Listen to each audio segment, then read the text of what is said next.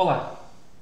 Vocês já viram como calcular campo magnético produzido por correntes constantes em condutores, de início condutores filamentares, os exemplos que eu fiz, a partir da lei de Biot-Savart, a lei que descreve o comportamento de campos magnéticos de uma forma mais completa, inclusive uma das leis fundamentais do eletromagnetismo. Na verdade, é a lei de Ampère. Nós podemos chegar, inclusive, à lei de Biot-Savart a partir da análise da lei de Ampère. Fazer esse caminho contrário também é possível. Tá? Mas o que diz a lei de Ampère? E por que ela é uma lei fundamental, uma das 4 equações de Maxwell, inclusive? Uma lei fundamental do eletromagnetismo. A lei de Ampère diz o seguinte, que a integral de linha da componente tangencial da intensidade de campo magnético H em torno de um caminho fechado é igual à corrente total, a corrente líquida IEnF, envolvida pelo caminho. Em outras palavras, a circulação de H é igual à corrente total envolvida. Como colocar esse enunciado, essa definição de uma maneira matemática, algébrica? Então vamos imaginar a seguinte situação. Vamos pegar aquele nosso caso lá do fio sendo percorrido por uma corrente I. Por enquanto eu vou desprezar as dimensões desse fio. Colocando na forma matemática o significado disso, é o seguinte: se nós escolhermos um caminho fechado qualquer, não interessa o formato, tá? Eu vou colocar aqui um formato qualquer. Se nós escolhermos um caminho fechado, a integral de linha da componente tangencial do campo magnético, ou seja, a integral de caminho fechado de H escalar de L, porque é esse o significado dessa integral. Quando nós calculamos esse produto escalar, nós estamos, na verdade, vendo quais as componentes de H, que são o campo magnético, estão na mesma direção do dl. Então, se vocês lembram como é o campo magnético produzido por essa corrente, o campo magnético é algo assim. O campo magnético é circular ao condutor. Então, se nós temos esse campo magnético e temos um dl, representando aqui um elemento diferencial de deslocamento nesse caminho, então H escalar dl ao longo do caminho fechado é igual à corrente total envolvida pelo caminho. Essa é a definição básica da lei de Ampère.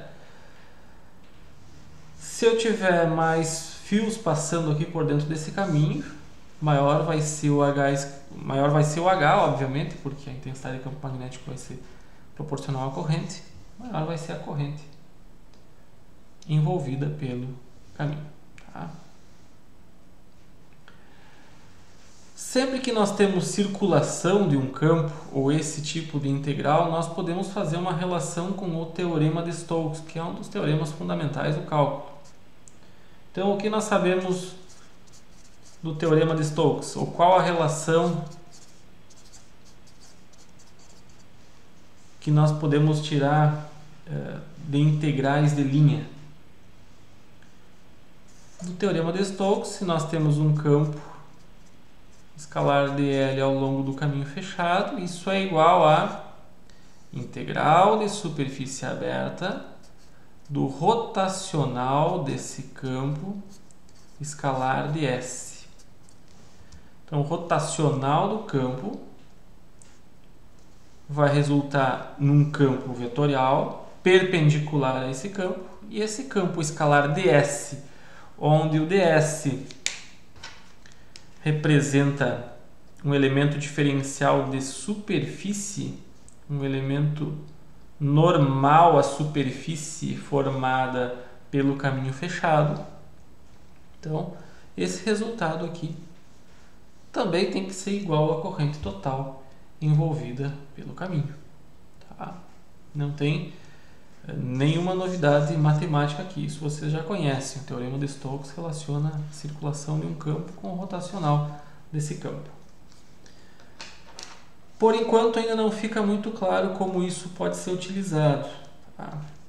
Mas qual a definição de corrente elétrica que vocês conhecem a partir, ou como é a corrente elétrica dentro de condutores? Imagine a seguinte situação, aquele nosso condutor filamentar agora vai ser olhado mais de perto. Então nós vamos olhar mais de perto esse condutor para entender o que acontece.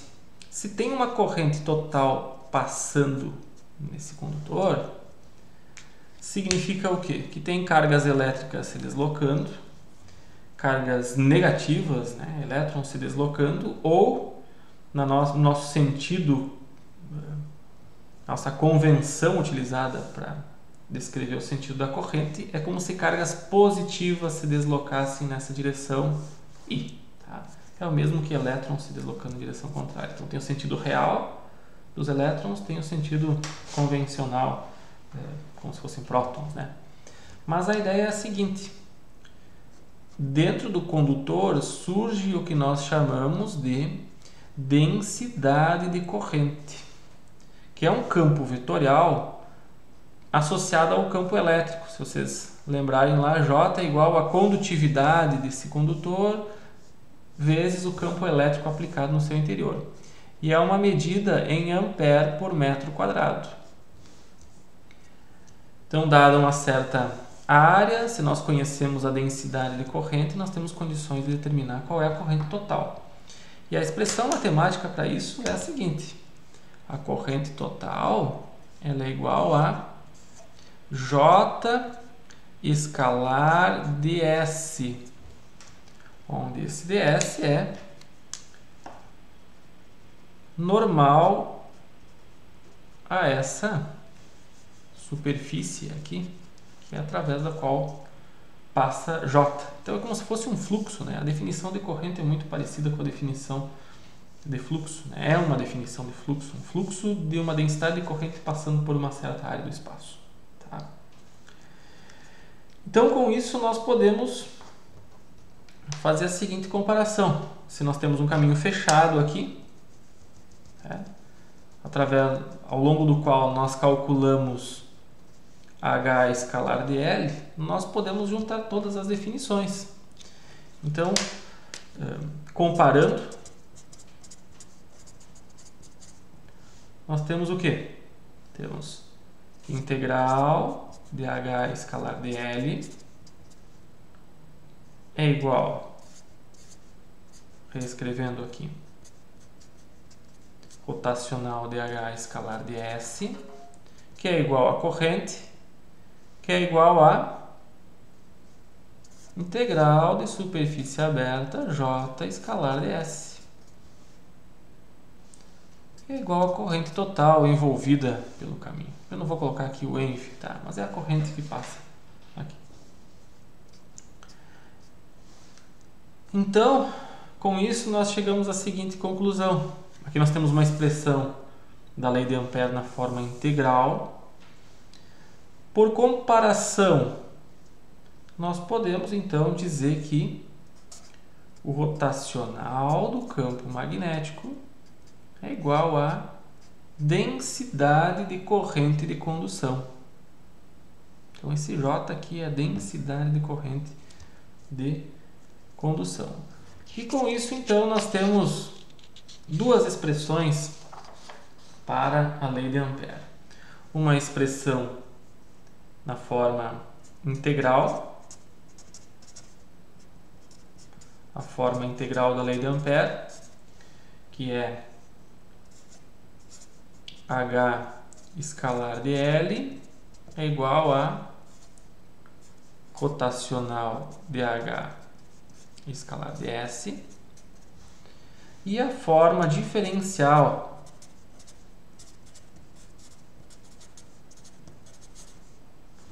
que é rotacional de H igual a densidade de corrente de condução no condutor. Então, se analisarmos em uma certa região do espaço, nós calculamos integrais, ao longo de um caminho fechado e considerando o rotacional desse campo através da superfície. Na forma diferencial, nós estamos analisando o quê? Estamos analisando ponto a ponto do espaço. Então, por exemplo, dentro do condutor, tem campo magnético ou não tem? Podemos analisar. Mas uma coisa é certa, dentro do condutor, o rotacional do campo magnético é igual a J. Então, provavelmente, né, se é igual a J, tem que ter campo magnético sim.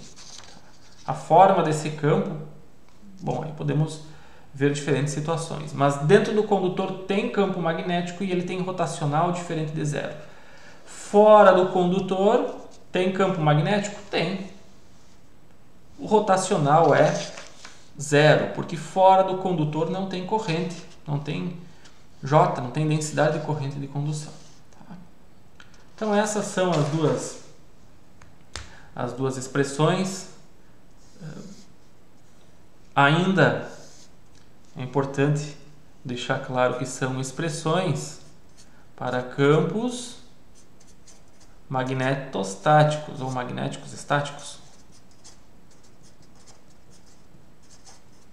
Falta ainda aqui um termo que nós vamos ver mais adiante, relacionado à corrente de deslocamento, que é um outro fenômeno que surge na natureza em função então da variação do campo eletromagnético. Tá? Então, um resumo disso, um resumo da lei de Ampère. A lei de Ampère é uma das equações de Maxwell. A parcela devido ao campo elétrico variante no tempo vai ser vista mais adiante, como comentado. O campo magnético estático não é um campo vetorial conservativo. Se vocês lembram da definição de campo conservativo, o campo conservativo é o campo cuja integral ao longo de um caminho fechado é sempre zero. Nesse caso, não. A integral ao longo de um caminho fechado pode ser diferente de zero quando tem corrente passando por dentro desse caminho. Ou, outra definição, né, muito utilizada para se definir um campo conservativo é saber se o rotacional dele é zero. Se o rotacional é diferente de zero, então ele não é conservativo. E nessa nossa aplicação aqui da lei de Ampère, nós vamos utilizar principalmente a definição da lei de Ampère para cálculos de campo magnético em situações de distribuição simétrica de corrente. Então nós vamos pegar o caso do fio retilíneo e estender para outras situações e vamos ver como o uso da lei de Ampère pode facilitar o cálculo do campo magnético de distribuições de corrente simétricas, da mesma forma que a lei de Gauss facilita o cálculo do campo elétrico em distribuições simétricas de carga. Então, esses são os exemplos que eu quero mostrar agora. Várias situações onde nós vamos analisar a lei de Ampère e como ela vai facilitar o cálculo do campo magnético.